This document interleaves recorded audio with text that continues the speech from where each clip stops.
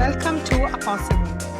This podcast is about small media business owners sharing their stories, growth, and the decision that turn their challenging journey into possibilities.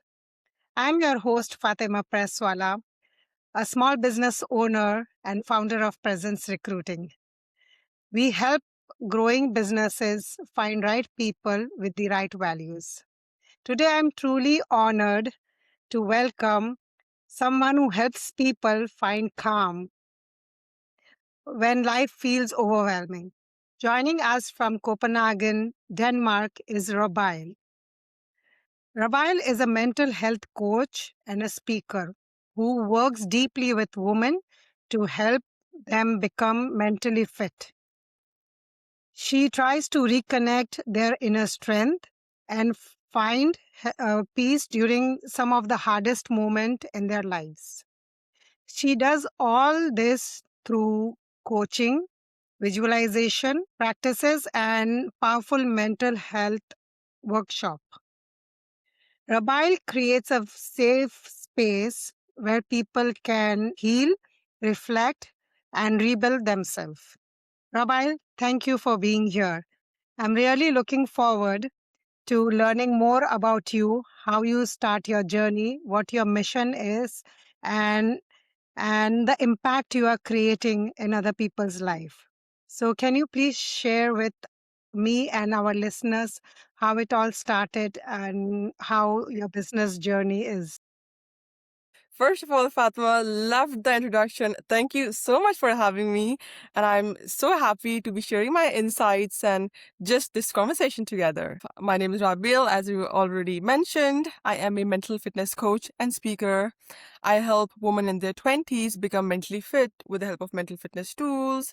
So I help them become more confident, more resilient, more focused, more disciplined. I help them to eliminate self doubt from their life. All in all, I help them to become a version which is truly rooted in who they are, which feels like coming home to themselves. Apart from this, I am also doing my master's in Nordic urban planning.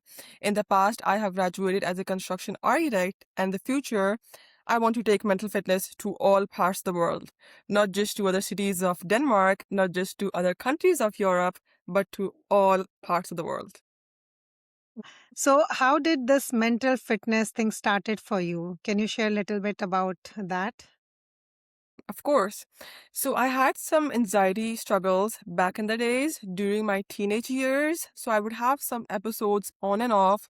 But when I turned 18, it was the darkest place. It was a point where my anxiety was the highest and I had to get some professional help. And then I got some help from some psychologists and some psychiatrists. Even getting that help, I realized that it did help me to an extent, but it wasn't the solution I was really looking for. I couldn't get that feeling or that version of myself, which I wanted back and who I was as a child.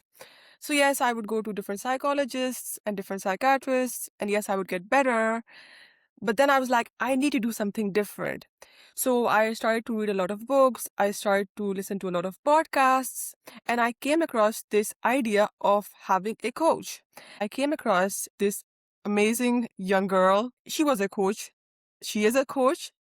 I decided to invest into what she was doing.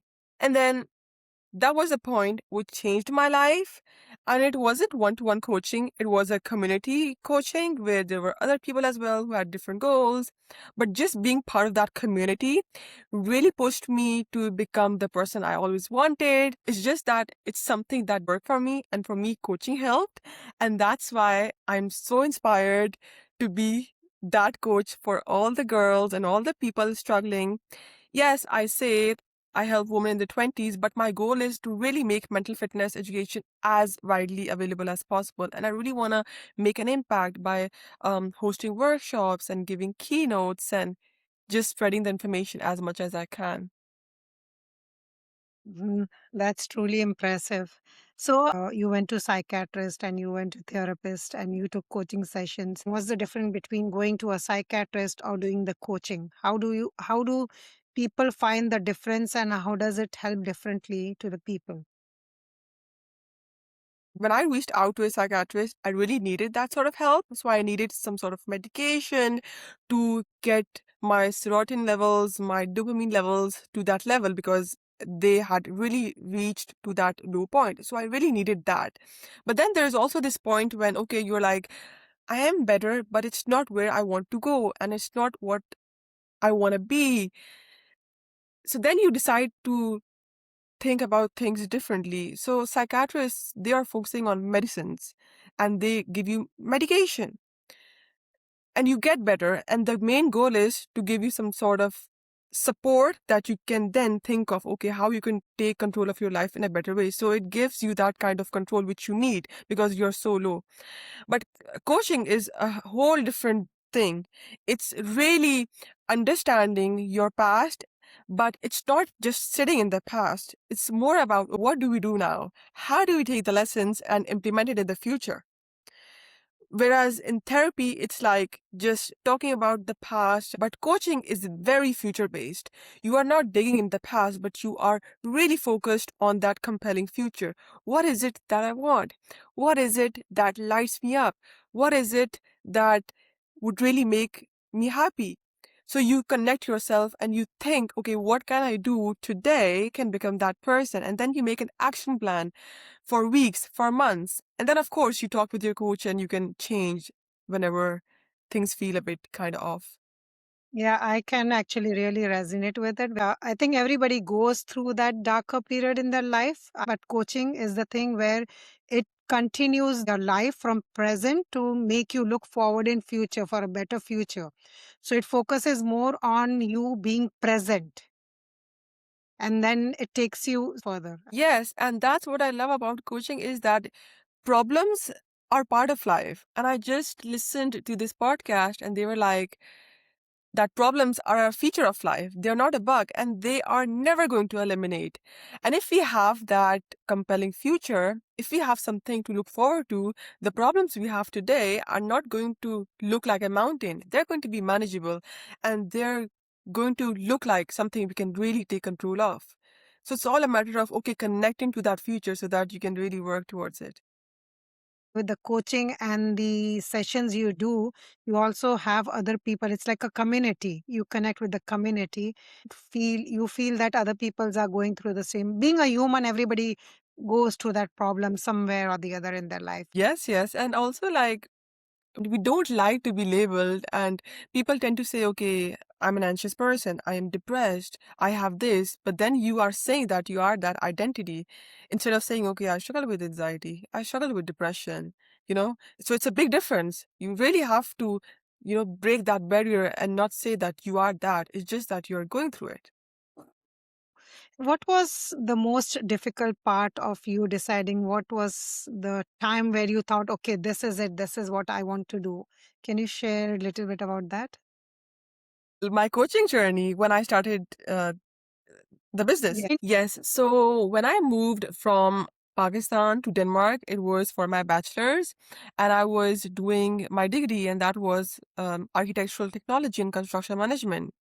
So I was in that degree, and I was listening to a lot of podcasts as well, and I loved like reading books on psychology and listening to all these different things related to the mind. And I would spend a lot of time. And I also realized that I was getting a lot of energy. My energy was just so different when I was listening to these things and reading these books. So one day I was like, okay, I have this coach and she had something similar. Okay, my journey wasn't that difficult, I would say. I'm blessed in many ways, but okay, she also had something which she then used. And I also have something I struggled through, and now I am on the other side.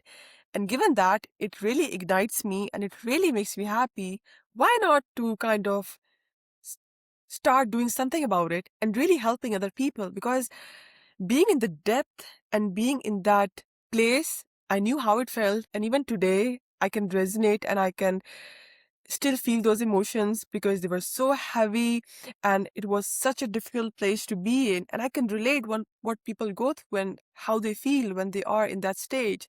So I was like, why not become that support which I didn't had and which I had to find after such a long struggle? So I was thinking on and off, should I, shouldn't I not?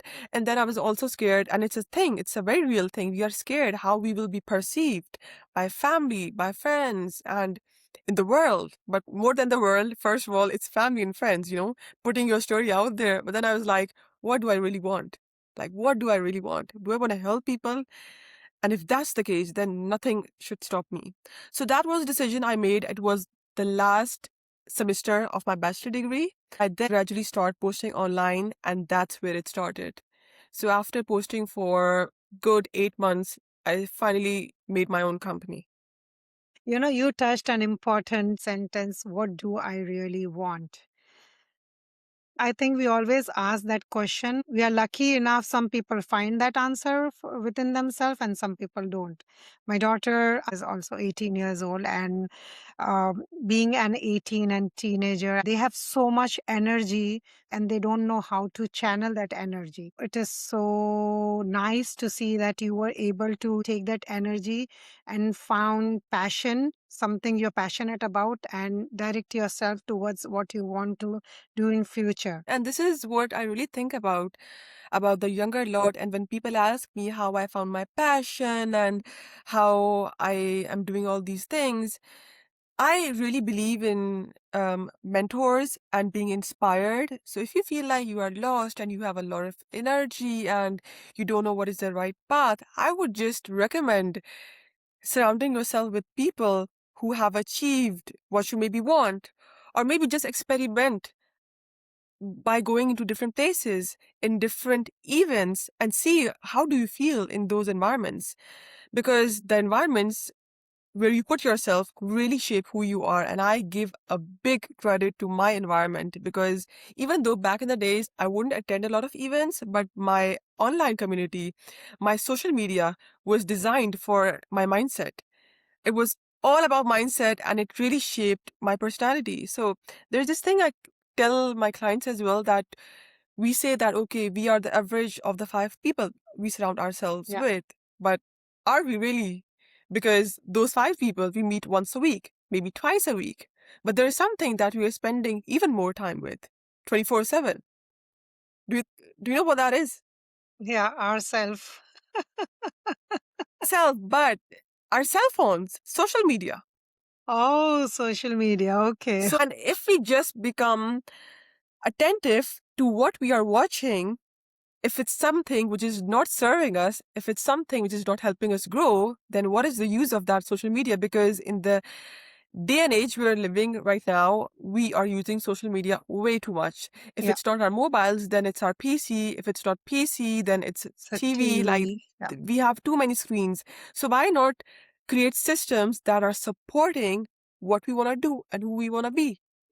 So I would say to start there. Yeah.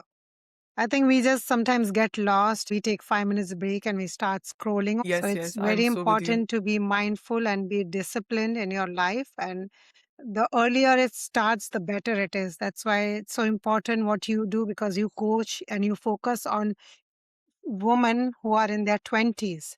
That's the right time where you can actually guide and show the direction of their life, so they can start planning their life early rather than later. Of course, yes, yes. It's such an important age, and also because 20 is an age where there is so much uncertainty. You are transitioning from your education to a workplace, and there is a lot of things in the workplace. As soon as you get a job, you have these feelings of imposter syndrome, and then you might see your friend getting engaged, and all of a sudden you feel like, okay, you are behind in your life. And then you might also think of starting a side hustle, but then you are scared that what if I fail? What if I embarrass myself? And you are scared of judgment. So there are so many things, right? But this is what I tell my clients as well, that there is so much predictability. All of this is predictable, that your 20s are going to have all of these things.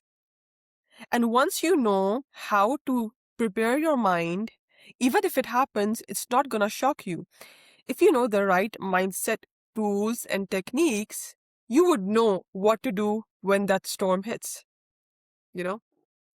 That's so important, because peer pressure creates lot of anxiety, or it can create lot of depression if you start comparing. And but if you have a strong mindset, like you said right now, then you will just keep moving with that mindset. You just hit the nail on the head. Yeah. How do you coach your clients to take advantage of today's technology? Technology as such, I don't tell my clients to use technology because if you are struggling, you would really need someone who is in that arena, like a coach or a therapist or a psychiatrist. But when it comes to technology, I use AI myself. Like, I use AI to give me some suggestions if I have some confusion. I sometimes am going through something and I'm like, can you tell me what to do? So I know that we shouldn't be using AI mainly really if we are really struggling. But if we are going through some like small issues and if we are kind of anxious and it's on a mild level, then we can definitely use AI. And I also read this amazing article by, I think he was the CEO of Headspace, and he was interviewed on whether we should be using technology like AI for mental health and for mental fitness. And even he said, if you are on a level where it's extreme, you shouldn't go for AI. You shouldn't take that help. But if you need some help, of course you should go for it. And like, we are not immune from problems. I mean, I'm a coach. That doesn't mean I don't have my own problems. I also have problems. I am continuously leveling up. So I have my own set of struggles. So I'm asking AI because I know how to use it. So I'm really interested in how we can use AI with mental fitness and how AI can be useful to enhance the mental fitness of individuals instead of replacing individuals. So I'm really curious in that aspect, but I've not seen a lot of people talking about it. So let's see how it goes. Uh, do you have any client who comes to you with so much pressure that now they just like want to find some peace in their life? When clients come to me, I can see where their stress is coming from, but it is because of technology, but they don't say that explicitly. I can see that. Now I tell you how. When you are waking up, instead of like being intentional, instead of drinking a glass of water, being on your own, sitting with your thoughts, and then like using mobile or your laptop sometime afterwards. Instead of doing that, what the newer lot is doing, and I have a lot of clients doing that, as soon as they wake up, they are just using their First phone. thing is taking the phone. So, yes, and that's the last thing you should be doing in the morning. And it's so much information. We think that we have a lot of energy and we have a lot of capacity, but it's not. We have finite energy and capacity. And it's like reading all the things in the world before even knowing where you are right now and what you want.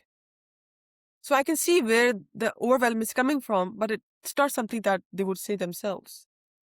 Yeah. I ask them through their routine and how when do they wake up and how do they use technology, and when I get an understanding of their lifestyle, then I can see. Okay. So what would you say somebody who's feeling stuck today, right now? What's one suggestion you would give them? If someone feels stuck and they don't know what to do, I would suggest them to take some time on your own to disconnect from social media and really sit with yourself and ask that what really makes you happy and what is that you want. And just sitting with yourself and feel the emotions which you want to feel and not numbing it through food, social media, and all the other things. Just sit with yourself and before even asking what you want, just listen to your body. Disconnect from the mind first and listen to your body. What is it saying? There is this inner voice we all have. There is this thing we have inside us which is there, but we are ignoring it. If we just take it slowly and listen to it, a lot of things become evident. So you just take away all the distractions out and you just sit calmly and listen to what your body is telling you to do. Yes, for some time, not a lot, but Not, that's what is yeah, required. every day's practice might make a difference. It's like about being consistent, right? Like if you do that consistently for even 5 minutes a day, will help you actually guide you and show you the right path in your life. Yes, yes. And once we really feel what's happening inside the body, a lot of burden is taken. Thank you, Rabail. This is all the time we have today. Thank you for sharing your amazing Of stories with course. us and with our listeners and sharing it so openly with us. So, if somebody wants to get in touch with you, how can they connect with you?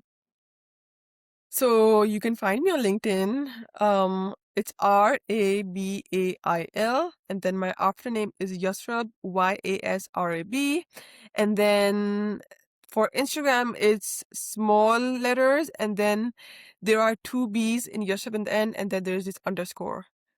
So I'm pretty much everywhere. I am on Instagram, I'm on LinkedIn, and I'm also on TikTok. So feel Okay. free to reach out. I love talking about the mind. I love helping people. If you have any questions, I'm there. Yes, please connect with Rabail. It's the conversations like this which remind us that growth is always possible. It doesn't have to be always loud. Sometimes it can be simply choosing yourself, moving slowly, and it's just moving forward one step at a time. To everyone listening, I hope this episode reminded you that no matter where you are in your life today, growth is possible. Your story, your life experiences are real. So stay tuned for the next episode, and I'll see you soon.